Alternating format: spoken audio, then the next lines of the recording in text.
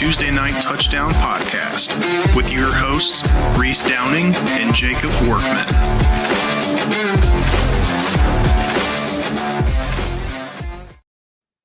What is up, everyone? Tuesday Night Touchdown Podcast, NCAA edition, week 1 picks. We got through week 0 last week where there were only, 5 games. Overall, pretty successful week. We did start off, we both hit our dogs and we both hit our locks, so we couldn't really ask for a better way to start the season.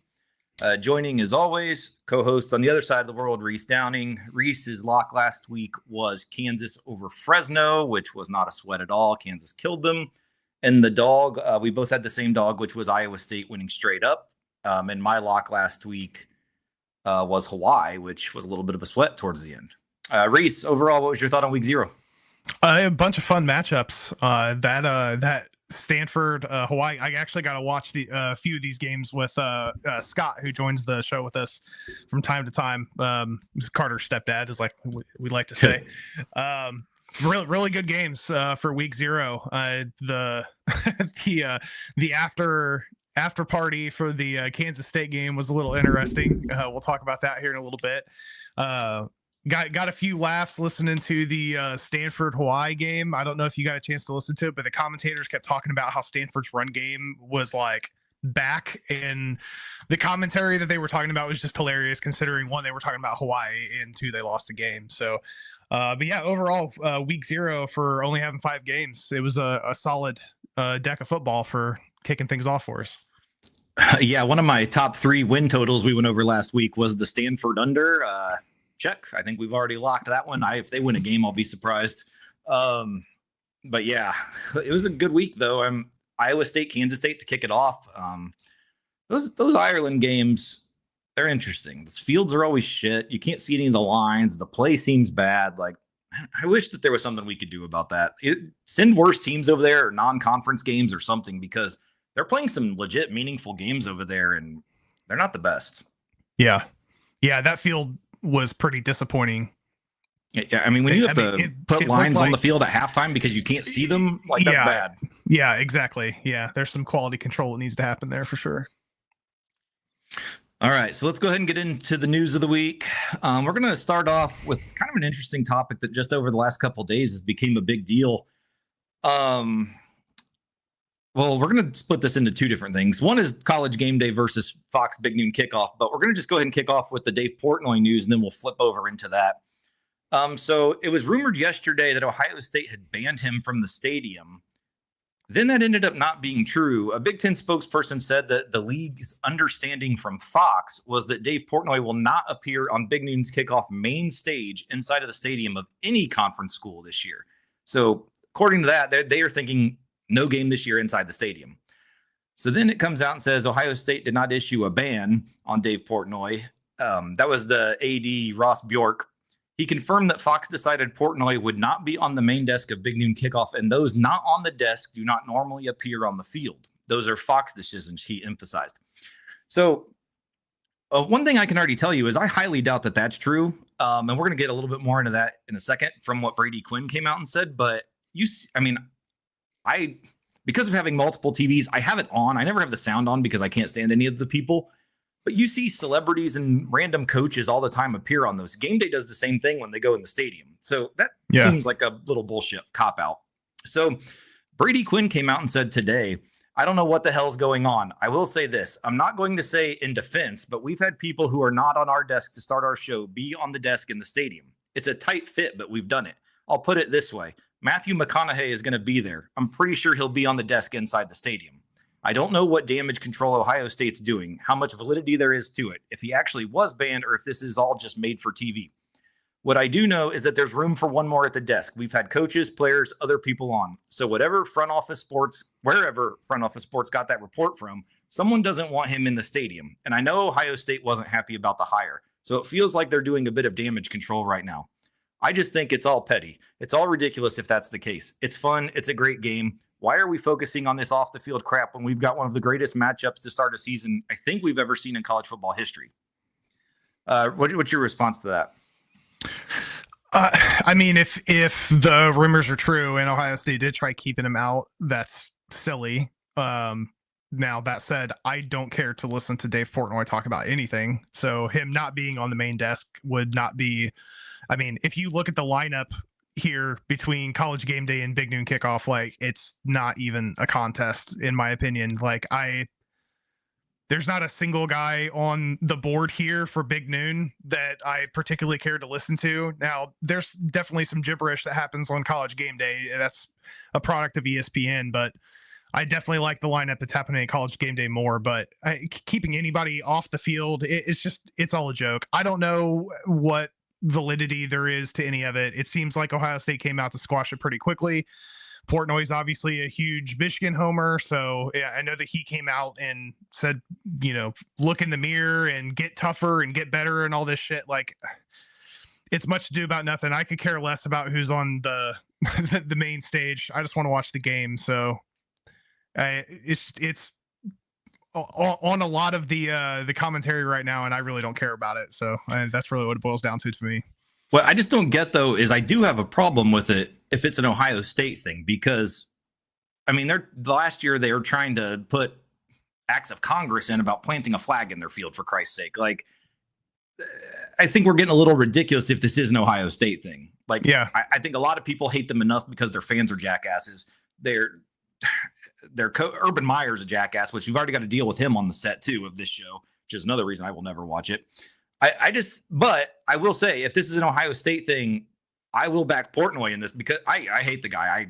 I will never listen. Barstool is one of the worst things ever to me. I can't stand it. But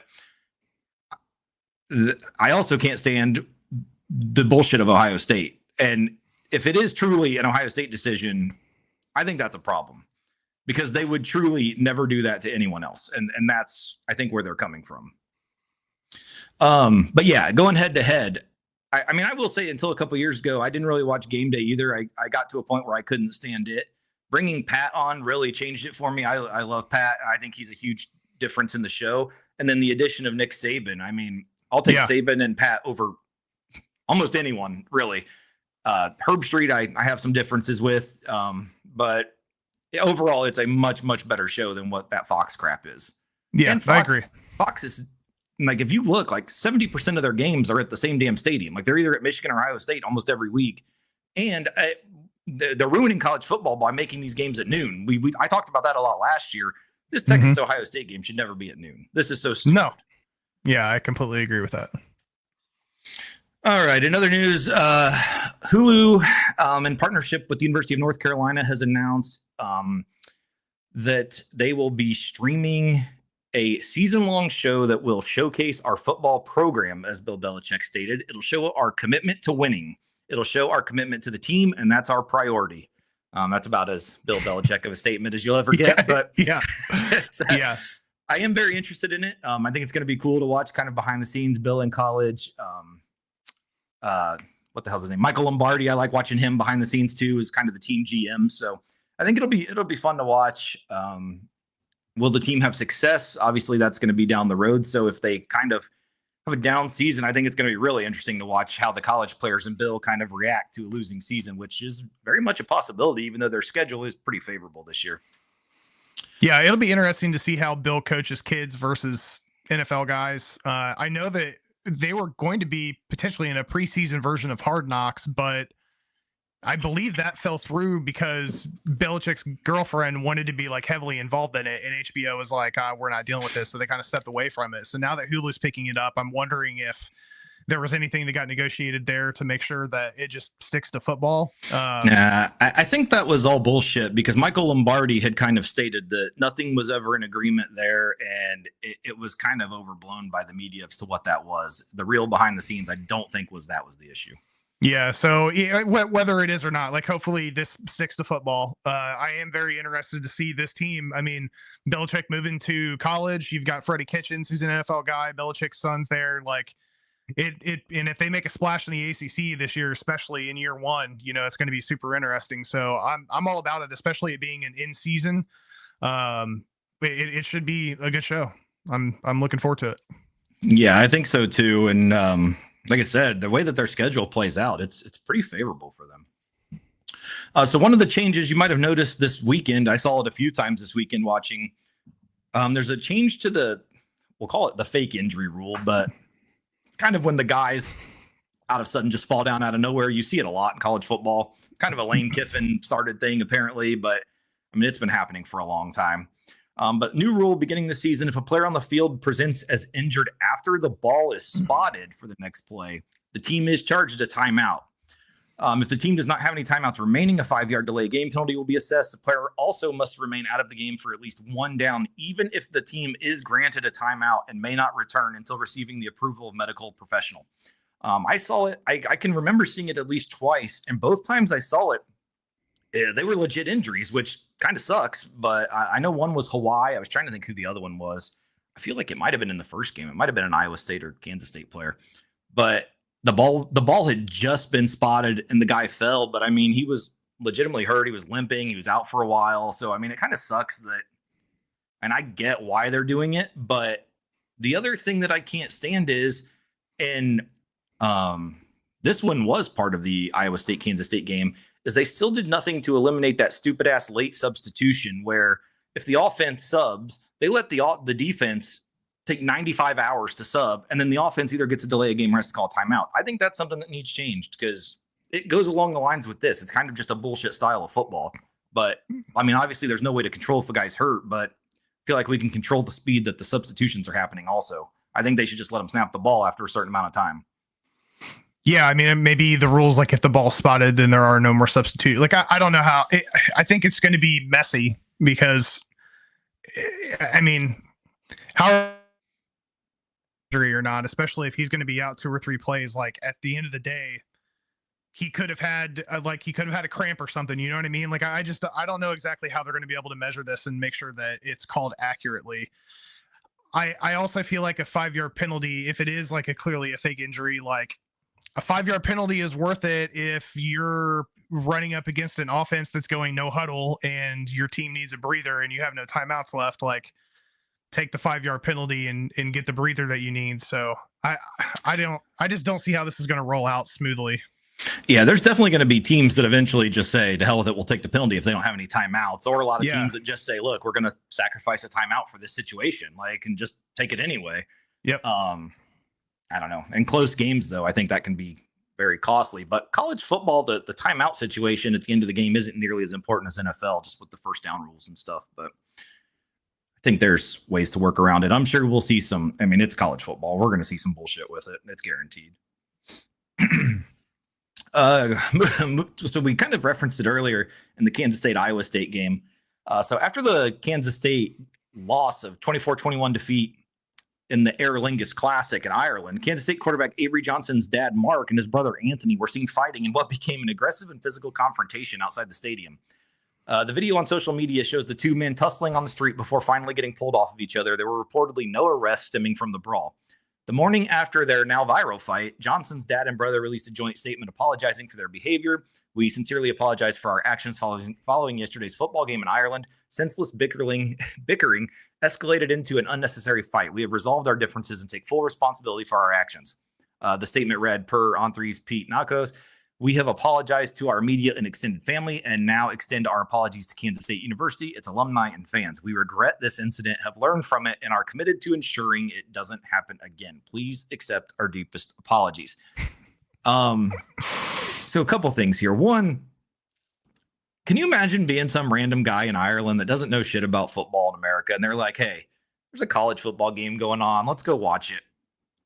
You leave the game and you see fucking people fighting, and then you hear it's a dad and son of the quarterback of the team. Like, yeah, like they have to be like, well, what the fuck happens in this league? Like, what is this? Like, yeah, the whole thing is ridiculous to me. It's embarrassing, not only for the family but for Avery Johnson for obvious reasons. I've heard a lot of commentary from guys like Ocho that are trying to normalize it as part of like family dynamics. I don't know what family you grew up in, but like, you don't put your hands on your father. And the swing that I saw from Anthony, like he was trying to like do some damage to his dad. So I don't know what started the argument, but yeah, it's just overall the whole thing is embarrassing. But template statement from some PR source. Definitely. Well, one of my favorite moments of this whole thing, and this is why Twitter is one of the greatest things on earth. Is me, as long as and as most of apparently 99% of Twitter found out Avery Johnson's black. I had no idea. You had no idea? No idea, and no one did, because that's what everyone was saying. Everyone was like, wait a minute, hold on. That was the story that came out of the fight. So, I mean, if we learned one thing, it was that, because it seems no one knew that. I feel like I knew that, but now I'm second guessing myself, considering nobody else knew. I doubt it. If you look at that guy, I don't know. It's a surprise. Yeah. So we got 2 plays of the week. Unfortunately, we only had 5 games, so we're not getting too many plays of the week here. We are going to start off. This one is more Ball State centric. Obviously, anyone that listens to this show knows that we throw in the Muncie 6-pack and we do Ball State references. When me and Reese were little people in the city of Muncie, there was a punter named Brad Maynard, ended up going to the NFL for a very long time. I know he's on the Bears, Giants. He was in the league forever. I think 15 or 16 years. And, watching the Hilltoppers this week, he has a son that punts, and he dropped an absolute fucking nuke. So it brings on the punt unit. And it's a deep, big, booming punt for Maynard, looking like his dad with that huge punt down at the 2. That was a 71-yard punt by Cole Maynard. Beautiful. Apple does not fall far from the tree, apparently. No, 71-yard punt to start the season. Like, that's a hell of a start to the season. Our next play of the week comes from the Hawaii-Stanford game. 4th quarter, Stanford's got the ball with the lead, and Stanford's. Here in the second half. Go Branson. Look, he throws a pick. It's intercepted. Mendiola Jensen got up and took it away. Mendiola Jensen. That was a hell of a pick. I'm going to show it one more time just because it's a quick one, and it's as impressive as you'll see. That's one of those video game picks that you're like, that motherfucker would never do that in real life. Yes. Well, he did. Here in the second half. Go Branson. Look, he throws a pick. It's intercepted. Mendiola Jensen got up and took it away. Yeah, I'm pretty sure that's happened to me a couple times on CFB 26, and every time I'm like, this game is such a joke. It's not realistic. This is ridiculous. Did that guy have gloves on? I couldn't tell. He's at the end. Yeah. Okay. Yeah, I was going to say that would have been even more impressive if he didn't have gloves on, but either way, snagged it. Yeah, and as a Hawaii bettor last week, I was starting to kind of doubt the bet. I was like, fuck, this team might actually lose. I mean, the fucking quarterback was on one leg the whole game and still won the game. I mean, that should tell you something about Stanford. But yeah. So that's going to wrap up our week 1 preview. We've got a lot of games to pick this week. Week 1 is here. I think it was, I don't even remember. 29 games maybe we're picking, I think it was. Yep, 29. So we got a lot of them coming. We will start off with our top 25 games like we always do. We do go in chronological order. So we will be starting Thursday night. If Reese can switch the screen for me. Yep, it's moving. I don't know what's delaying. There we go. All right. Thursday night, we're kicking it off. Number 25, Boise State is a 6.5-point favorite as they go on the road to USF at Raymond James Stadium in Tampa, Florida. 62.5 over under. Thursday at 5:30 p.m. A little bit of an early kickoff because we do got another game after it, and that one is on ESPN. Yeah, no more Jonty for the Broncos. Madsen's going to have to improve his completion percentage on the road versus last year's numbers, but I do like Boise State here to win and cover to kick the season off in Tampa. Yeah, Boise's going to have my Fresno guy. Sherrod's going to be their running back this year, but I think this trip's a little tricky. I'm taking USF plus 6.5, and I think we might be watching on upset alert here even. I think USF might win this game. Western Illinois is going on the road to number 12, Illinois, 45.5-point favorite at Memorial Stadium in Champaign, Illinois, 63.5 over under Friday at 7:30 on Peacock. Yeah, Illini have covered the spread in 5 straight against non-FBS teams. They're on a 9-game winning streak against non-conference opponents at home, so I'm going to take Illinois to get the win and cover here against the Leatherbacks. Yeah, the last few years doing this has kind of taught me one thing. These giant lines early in the season with the Big Ten, a lot of them do not cover. 45.5 seems like a lot to me. I mean, I'm going to take Western Illinois just on a limb here. That's a lot of points. We're getting this one early. Number 1 Texas versus number 3 Ohio State. Ohio State is a 2.5-point favorite at Ohio Stadium in Columbus, Ohio. 47.5 over under Saturday at noon on Fox. Yeah, crazy that this game's on at noon. Tough start for both of these teams, especially Arch and the Longhorns hitting the road to play in front of 100,000 plus. That's going to be a loud environment. They're going to be ready to cause some problems with play calling for Texas, especially considering Texas is coming into the game replacing 4 starters on the front line. Buckeyes also haven't lost a season opener in 25 years, but this is obviously a little bit different of an opponent. I'm going to say let's keep that streak going, though. I'm going to take the Buckeyes at home to get a close win. Yeah, we've got a lot of unknown here with Arch. Obviously, will be the full-time starter now. Julian Sayin coming in for his first season as a freshman. I know Texas did lose some on that defense, but they're still going to be able to get after him. I will be on Texas in this game plus the 2.5. I like Texas a lot, and there's one thing we're not noting. Don't forget Ohio State has a new defensive coordinator, and his name is Matt Patricia. That guy is a disaster. I'm going to find it hard for them to be successful with all they lost with that buffoon as their D coordinator. I hope Texas's offense puts on a show and he ends up with his pencil up his ass. So I will be on Texas plus 2.5. Aflac kickoff. Syracuse versus number 24 Tennessee. Tennessee's a 13.5-point favorite at Mercedes-Benz Stadium in Atlanta, Georgia. 50.5 over under Saturday at noon on ABC. Joey Aguilar and Steve Angeli. Neutral field makes this one a little tricky. Coach Brown's played well as a dog last year. I think the Vols get the W, but I'm going to take the orange here to cover in Atlanta. I'm the same way. I think this is too many points for Tennessee. Both teams kind of have a little bit to prove to me, but I do like Syracuse in a little bit of a situation or better situation than Tennessee. Plus, I just think that's too many points. Old Dominion ODU is going on the road to number 20 IU. IU's a 23.5-point favorite at Memorial Stadium in Bloomington, Indiana. 54.5 Saturday at 2:30 on the One for Fun. There we go. First time of the season here. Hoosiers kicked the season off against a team that almost beat South Carolina in week 1 last year. But I think this IU defense, Cal transfer Mendoza is going to take care of business. So let's light the first sig of the year here. I'm going to go with IU minus the points. Yeah, ODU is a good team. But I think IU with Mendoza, I think that's going to be a sneaky team this year. Mendoza is a stud. He was kind of overshadowed because Cal wasn't very good, but he's going to come in and fit very well into that offense. I'm on IU also. Number 8, Alabama, 13.5-point favorite going to Florida State at Doak Campbell Stadium in Tallahassee, Florida. 50.5 over under Saturday at 3:30 on ABC.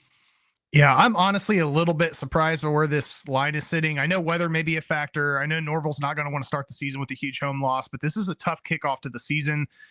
Big Tommy C also gave Bama some extra juice here with some of his commentary. I think DeBoer and Grubb are going to come in and cash the check, so I'm going to take Bama here to win and cover.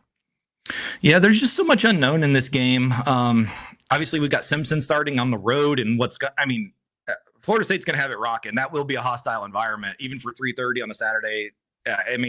All we have is hope at this point. So the crowd's going to be going nuts. I think with Castellanos mixed with Williams and the freshman quarterback that we have, or freshman running back that we have, plus the mix of Gus Malzahn, there's going to be a lot of shenanigans, I think, going on. And our running game is very good. I think it's going to be a very good running game with all the options that we have. Bama's defense last year, that was their downfall, was the run. I'm going to say this. I'm taking Bama to cover 13.5. As a Florida State fan, I'll give you the key to the game, though. If we can get 200 yards rushing, I think we're in this at the end. And with Gus Malzahn's offense, I don't think that's that far-fetched. And the thing with Florida State is we're all transfers. Like it's hard to know what this team is going to be because it's literally transfers everywhere. So and new coordinators on both sides of the ball. So, it's literally like brand new program in a lot of ways, right? Take last year out. Obviously, last year was shit, but last year was last year. We can't be based off that. We've got a whole new team. So I'm going with Bama. Obviously, if you paid attention last week, I picked Bama to win the national title. So I obviously think they're a pretty good team. Them being without Jam Miller in the first game also, I think, is a big deal for their run game. But we'll see how it goes. I would normally say Florida State has a corner that can match up with a guy like Ryan Williams. This year, I'm not sure we do. We lost Oz last year. So I mean, there's plenty of guys to come step to the table, so we'll see what happens. But I am on Bama minus the 13.5 in this one. But I am very excited for this game. Nevada versus number 2 Penn State. Penn State's a 44.5 point favorite at Beaver Stadium, University Park, Pennsylvania. 57.5 over under Saturday at 3:30 on CBS. Yeah, it's a tough spread to kick off the year for Penn State, especially against a team that covered a couple big spreads against solid opponents last year. Franklin's bunch should coast in this one. I've gone a little bit back and forth because this is similar to that spread that the Illini are facing right now. But I'm going to go ahead and go with Penn State at home to win and cover. Yeah, and the thing that gets me with this one is I'm actually going to be on Nevada plus the 44.5, but Franklin does usually know the lines, and he does usually try to cover. That's the only thing that kind of scares me in this, but that's a huge line. So I'm going to be on Nevada just hoping they can get maybe 10 or 14 points because I think they'll cover if they can do that. Marshall is going on the road to number 5, Georgia. Georgia's a 39.5 point favorite at Sanford Stadium in Athens, Georgia. 55.5 over under Saturday at 3:30 on ESPN. Yeah, we talked about this a bit in the kickoff show. Neither of us are really sold on Gunnar Stockton. That said, this is a good kickoff game for them, for him, especially as the new starter. Marshall did bring in a lot of new starters, so it's going to take some time for that team to come together. I'm going to take the dogs here to win and cover. Yeah, I'm going to stick with Marshall. Again, I just think it's too many points for a team that we don't know enough about yet. And again, this is kind of one of those, if Marshall can get to 10 or 14, I think they'll cover. So, I mean, I'm putting a lot of faith in these underdogs, just hoping they can get to 10 to 14 because I do think they'll cover if they get there. But, week 1 this is what we get a lot of, unfortunately. South Dakota is going on the road to number 22, Iowa State. Iowa State's a 14.5 point favorite at Jack Trice Stadium in Ames, Iowa. 47.5 over under Saturday at 3:30 on Fox. Yeah, we're starting to dive into some of these FCS teams that are looking pretty good. Dakota is not a team to sleep on. They went 11-3 last year, I believe.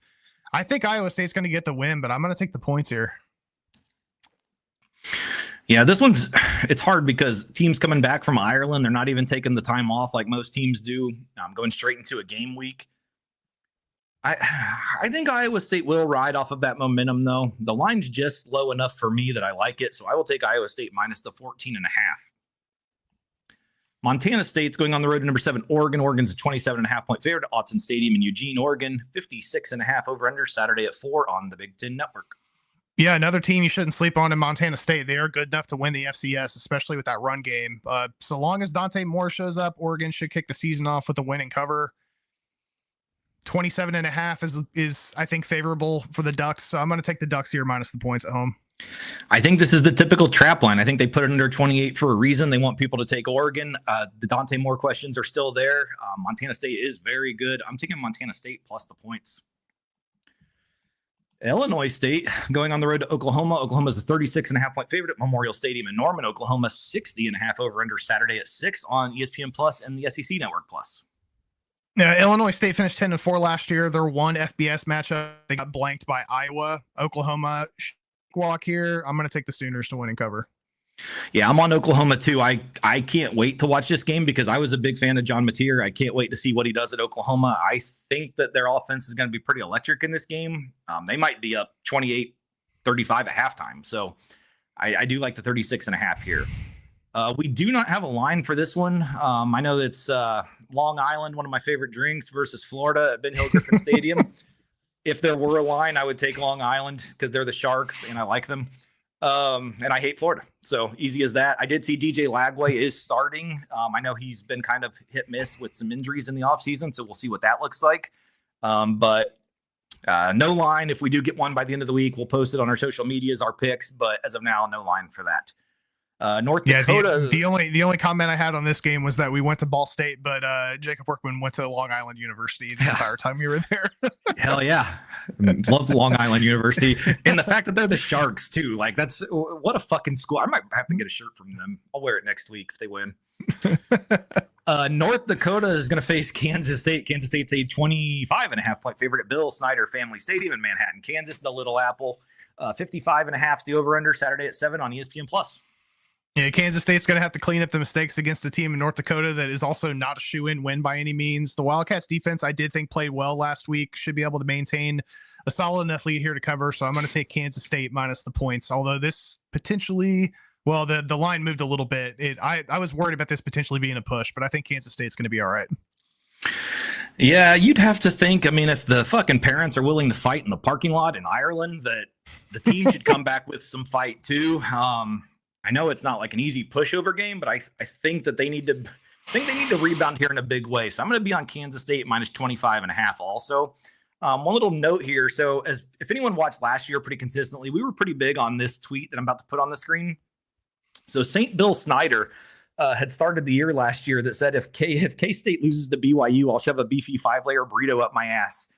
Needless to say, the Mormons came through and the 5-layer burrito was in St. Bill Snyder's ass.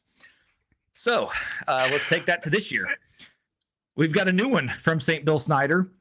If we lose to North Dakota next week, I'm kicking my dad's ass, which is absolutely hilarious. So I can't wait to see the response this week. I'm actually rooting for North Dakota just to see the response to this, because it might be a video of this guy kicking his dad's ass. If you're willing to stick a beefy 5-layer burrito in your ass, then you're probably willing to beat your dad's ass too. So, two things here. One, I think that Twitter X account may be ran by Anthony Johnson, I believe is his name. Avery. And second, Avery. Well, no, it's Anthony. Is his brother, right? That's the one who, he's the one who got in the fight with his dad. Yeah. Second thing is I just now realized, I don't know how many times you pulled that tweet up, but you got that screenshot an hour after that guy posted that. That's pretty impressive. Yeah, I mean, I don't know if you know this, but when college football is on, I'm watching every fucking game imaginable, and I'm on Twitter like a madman. College football is the king. I cannot wait for this fucking weekend. We're so close. Last week was just a little tickle of the undercarriage. It was, but this week we got the full deal. It's going to be incredible. Tickle of the undercarriage. I don't even know where we're at. UTSA, the Roadrunners, after a struggling season last year, I think they're going to be much better this year. Going on the road to our favorite people. Now let's go ahead and do that yell together. Pass it back, Ags. Texas A&M, the number, 19 team in the country at minus 24.5. Kyle Field College Station, 57.5 over under Saturday at 7 on ESPN. Yeah, 7 p.m. game in Kyle, second year for Elko. I actually thought this spread might be a little bit larger. I think the Aggies are going to kick the season off with a solid win, so I'll take A&M. Go ahead and play it again if you want. Pass it back, Ags. Well, hold on a second. Don't sleep on UTSA. I do think they're going to be much improved compared to last year. I think they might even be in the running to win the conference this year, but Marcel Reed, Kyle Field, first game of the year. Now let's go ahead and do that yell together. Pass it back, Ags. Hump it, Ags. 1, 2, 3. I can't stand for the ass slap that was coming, so we're going to turn that off. All right, we got a big one. Number 9, LSU is going on the road to number 4, Clemson. Clemson's a 3.5-point favorite at Memorial Stadium. I believe that's Memorial Stadium number 4 for the rundown of the top 25. In Clemson, South Carolina, 57.5 over under Saturday at 7:30 on ABC. Yeah, interesting matchup here. Leprechaun hasn't won an opener in 6 years, which makes this scary. Clemson did go 0 against SEC teams last year. Hell of a QB showdown. I'm not sure who wins this. I think it is going to be a very tight game. I've got LSU going relatively far into the playoffs this year. I think Clemson's going to pull a win out on this, but I don't like that 0.5, so I'm going to take LSU here plus the points. LSU with the hook. Yeah, I'm on LSU. I actually like LSU straight up. I think Kelly's eventually got to get over that first game of the season funk. I mean, I will give them credit. They're playing good teams at least. And only one of it. Well, actually, no, that wasn't even a home game when they played Florida State. That was at the Superdome because we played neutral site back to back. So really, they haven't even played any of these huge games at LSU either.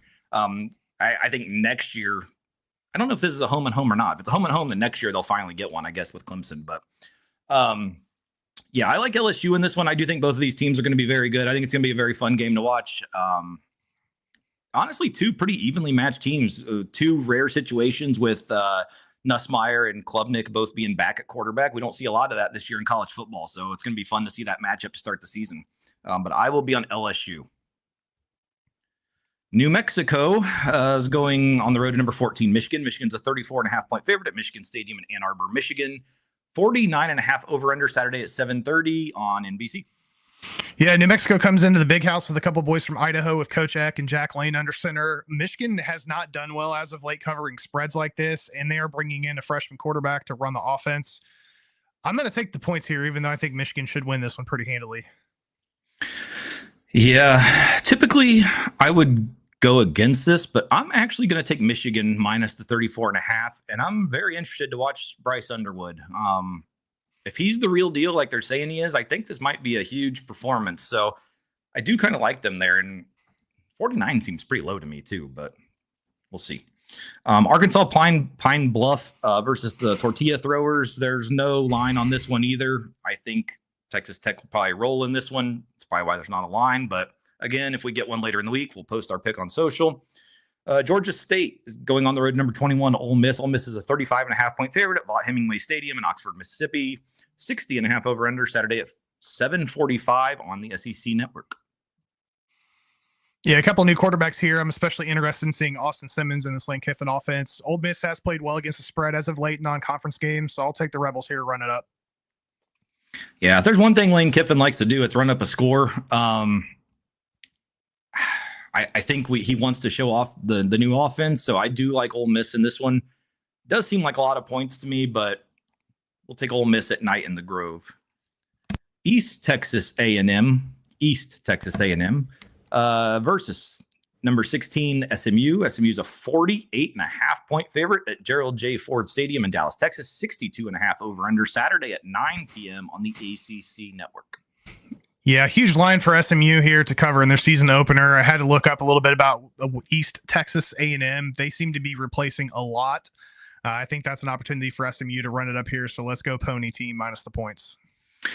Yeah, I looked up one thing about that team too. I Googled, does East Texas A&M have yell leaders? The answer was no. So I'm taking East Texas A&M to cover this massive spread. Northern Arizona is going on the road to number 11 Arizona State. Arizona State's a 20.5-point favorite at Mountain America Stadium in Tempe, Arizona. 52.5 over under Saturday at 10 p.m. on ESPN Plus. Disrespect for Arizona State. I know. Yeah. Sun Devils coming in with a lot of expectations to live up to in their performance from last year. Lumberjacks are one of the better FCS teams this year. Coach Dilly's got a couple important positions to replace from last year's team as well. So it may take them a game or two to really get humming. I don't like this half point.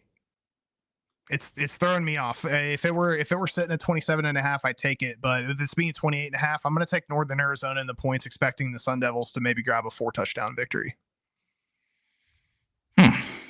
Yeah, I'm on my guys. I'm on Team Dilly. I'm on Arizona State. I think they come out for a statement. I feel like, yeah, they're number 11. I think there's some disrespect being thrown their way this season in the preseason. I think Dilly's the type of coach that's definitely going to use that to his advantage. He's a hype coach. That's what he is.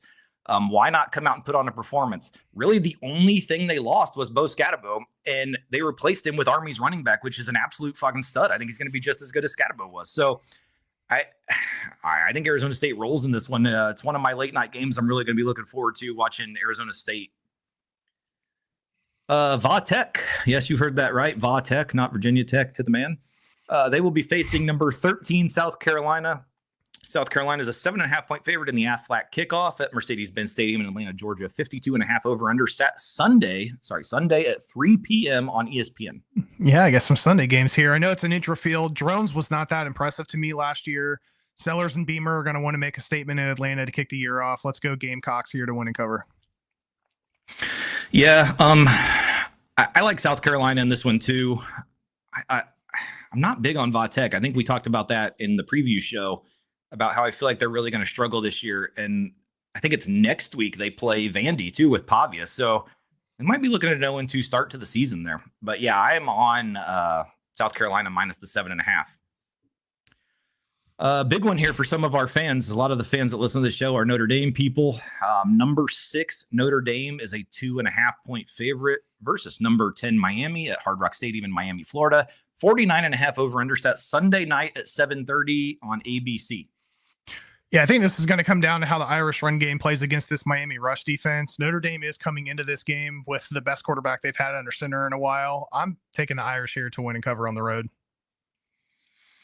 Yeah, I think Love starts his Heisman campaign in this one. I think Notre Dame puts on quite a show. I do not trust Cristobal, might as well be his name. I do not trust Cristobal, and I don't like Carson Beck either. So I don't know. And 2.5 is not enough for me in this one. I'm on Notre Dame minus 2.5. That stadium, like we've said before, is probably going to be 50% at minimum Notre Dame fans anyway. So I do like Notre Dame in this one to cover fairly easily. So that has wrapped up our top 25 picks. We'll move on to the Muncie 6-pack, which, yes, is 7 games. That's our joke. It's Ball State plus 6 usually. Unless Ball State's on bye, then we throw in another fun game that I like. So we're going to kick this one off. This is one of my favorite games of the week, Thursday night. I think this one's going to be sneaky. Buffalo going on the road to Minnesota. Minnesota's a 17.5-point favorite at Huntington Bank Stadium in Minneapolis, Minnesota. 44.5 is the over-under Thursday at 8 p.m. And the network matches this game perfect. It's the one for fun. That's right. Yeah, both teams coming off bowl wins. I expect the Gophers to get the home win here, but I do think Buffalo keeps this close enough at a minimum. I'm going to take the Bulls here plus the points. Yeah. I'm on Buffalo in this one. Check that money line too. Might have a little money line play. Anthony Rubio. I think this is a good thing. Thank you. We'll pod. I'll take that. Nebraska, 6.5-point favorite going on the road to Cincinnati. Or no, not on the road. Neutral site. Sorry, going to face Cincinnati. GEHA Field at Arrowhead Stadium. Big news out of Arrowhead Stadium just a few hours ago. It's a love story, baby. She just said yes. Taylor Swift and Travis Kelce are going to be getting married. Obviously, we're going to have a whole episode devoted to that at some point. So this is at Kansas City, Missouri. 54.5 over under Thursday at 9 p.m. on ESPN. Yeah, you teased it. We're probably going to live stream the wedding. Cornhuskers playing a little under. Yeah, you're going to be there. Try to break it up at the last second. Cornhuskers played a little under what I expected last year, but they finished the year solid with a bowl win. I'm interested to see how Raiola develops in year 2 with Rule. Cincy, on the other hand, dropped their last 5 last year. I think they're going to struggle a little bit with Nebraska's offense, so I'm going to take the Huskers here minus the points. Yeah, this is a prove it game for me. I need to see more out of the fake Mahomes, and he's in his stadium. So, I mean, it's picture perfect for him, even though he came out and said, "Oh, I can't help that God made me look like him." Okay. He didn't cut your hair and dress like him and everything else, jackass. But I am actually going to take Cincinnati plus the points. I do think Nebraska wins this game. Too many points for me, though, in this one until they prove it. Auburn is a 2.5-point favorite going on the road to Baylor, McLean Stadium, Waco, Texas. Reese, who's from Waco, Texas? Our favorites. Chip and Joanna. Hell yeah. 57.5 over under Friday at 8 p.m. on Fox. Yeah, we talked about both of these teams in the preview show, with Baylor potentially having a strong season and the chaos going on in Auburn right now with multiple quarterbacks, potentially multiple play callers. I had Auburn going under their win total and Baylor going over. I'm going to stick with that. I'm taking Team Chip and Joanna and the points to get the outright W. Yes, I'm on Baylor with the points also. And yes, I'm same as you. I do like them to outright win this game at home. Sawyer's a stud quarterback. He's one of the few, like we talked about, returning quarterbacks. He's going to be very good. This one's going to be fun. Georgia Tech is a 4.5-point favorite going on the road to Colorado at Folsom Field in Boulder, Colorado. 52.5 over under Friday at 8 on ESPN. Prime did announce today Caden Salter obviously is the starting quarterback. Juju Lewis, big recruit, is going to see playing time in the game, he said. So we should see both. All right. Well, post-Shador, Travis Hunter era for Deion and the Buffaloes. I think it's going to create a little bit of challenges for them this year. On the flip side, I like Brent Key, what he's been able to do with the Yellow Jackets. I look for them to improve beyond a 7-6 record in Key's 4th year. I think it starts here. I'm going to take the Yellow Jackets here minus the points. Yeah, I had Georgia Tech as a potential ACC champion. I did have them in the conference championship game in our picks last week. I do like them a lot in this one. Colorado couldn't win games when they had stars. What makes you think they're going to win games now? I think this Georgia Tech team is really good. Haynes King is back again. I like Georgia Tech a lot. Other news of note that came out of Colorado today, that even Ralphie 3, I think it was, or maybe 4, even that thing's refusing to play. It like refuses to run, so they got to get a new one. So that just shows you the state of what's going on in Colorado. I'm on Georgia Tech. I know this is the one everyone's been waiting for. Ball State is going on the road to Purdue. Purdue's an 18.5-point favorite at Ross-Ade Stadium in West Lafayette, Indiana. 50.5 over under Saturday at noon on the Big Ten Network. Yeah, a lot of changes happening in West Lafayette. The only way is up for them after going 1-11 last year, finishing at the bottom of the barrel on both sides of the ball. I'm excited to see my Mighty Cardinals in their new under Coach U, and a regime change that was needed after several years under Coach New. Cards played well against the spread last year, so this is the first week of the season. Let's do it. Chirp, chirp. I'm taking the points. Yeah, so some interesting things, like Purdue's quarterback Brown left, went to North Carolina, did the spring with Bill Belichick, and then came back to Purdue. Like, the double transfer, especially back to the school you started at. I guess Odom came in and did whatever he needed to do to bring him back, I guess. But the 18 Purdue should not be favored against 18.5 against the school of the blind. So I will be on Ball State in this one. Purdue's got to be one of the worst teams in college football. Utah is a 6.5-point favorite going on the road to UCLA at the Rose Bowl in Pasadena, California. 51.5 over under Saturday at 11 p.m. on Fox. Yeah, I'm really looking forward to this game. A couple really fun quarterbacks in this with Ian Maliava and Dampier. The Utes also come in with a new OC and Jason Beck, which should help their offense be a little bit more dynamic than last year. This is an interesting matchup because UCLA's defense was really solid last year. So if they can bring that momentum into this year, they might give Utah some problems. I'm going to take the Bruins here plus the points to keep it close enough. Ooh, I was not expecting that. Wow. Yeah, I'm on UCLA minus 6.5 or Utah minus 6.5. Sorry.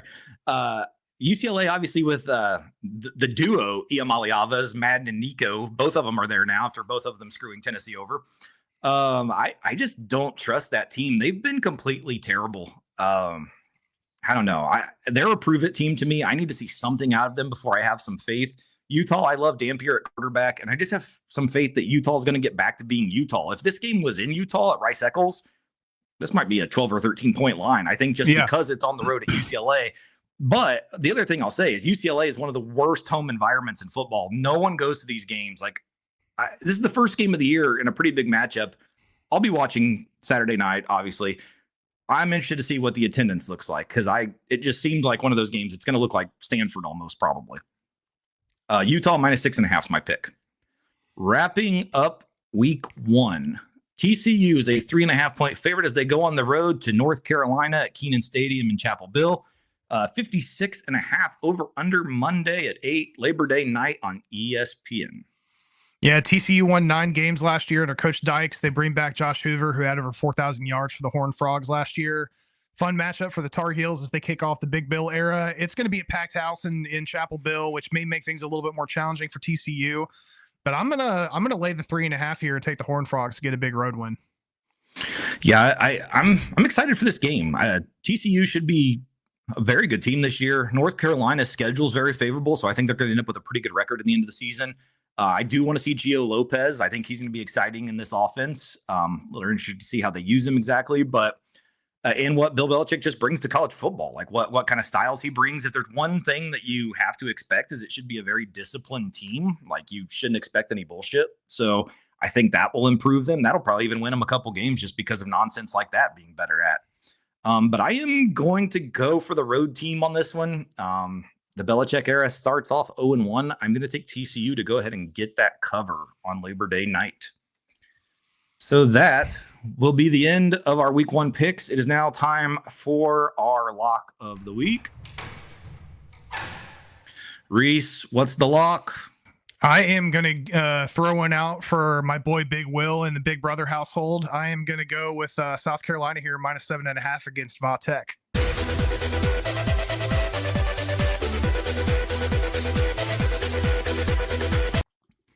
I can't wait. I can't wait for that one. I think it's going to be fun. I want to watch Sellers play. Still very skeptical of Va Tech this year, so we'll see how that game goes. But I do like what Sellers does. I'm interested to see how South Carolina is going to look. That'll be a fun game this weekend. My lock of the week. Buffalo. 17.5 points is way too many in this matchup. I love Buffalo in this one. And like I said when we picked it earlier, we might have a sneaky money line game here. I think Buffalo might win this game outright. There's a few games this week. The MAC might win some games. Toledo's playing Kentucky, too. It's not one we picked. We got to watch out for that one, too. I think Toledo might end up with a sneaky win in that one, too. So those are our locks of the week. The dogs. Let me get the Carter Howe in. Reese, what's your dog of the week? My dog of the week is Baylor plus 112 against Auburn. I think they're going to get it done at home, win one for Chip and Joanna. Yeah, Chip's going to be on the field for that one. I think that's going to be a big one. I like Baylor in that one as well. My dog of the week is, it's only plus 106, but it's a pretty big win. I'm going to take Texas.